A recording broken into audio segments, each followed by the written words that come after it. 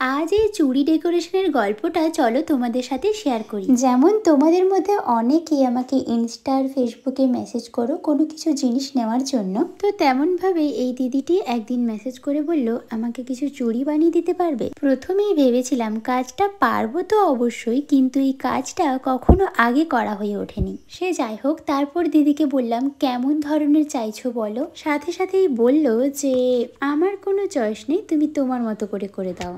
আর এটা শোনা মাত্রই আমি পুরোপুরি ঘাবড়ে যাই। কারণ কি বলতো, কারোর পছন্দের জিনিস বানিয়ে হয়তো তাকে খুশি করা যায়, কিন্তু যখন কেউ বলে তুমি তোমার পছন্দ মতো করে বানিয়ে দাও, তখন সেটা বেশি চিন্তার কারণ হয়ে দাঁড়ায়। সঠিক বলেছেন। এইটাই বারবার মনে হয় আমি যেই ডিজাইনটা পছন্দ করে বানাবো সেটা কি ওই মানুষটার ভালো লাগবে। তাই আমি অনেকবার রিকোয়েস্ট করলাম, কিন্তু দিদির এক কথা, তুমি তোমার মতো করে বানাও, তোমার কাজ আমার ভালো লাগে। থ্যাংক ইউ আমাকে এতটা ভরসা করার জন্য।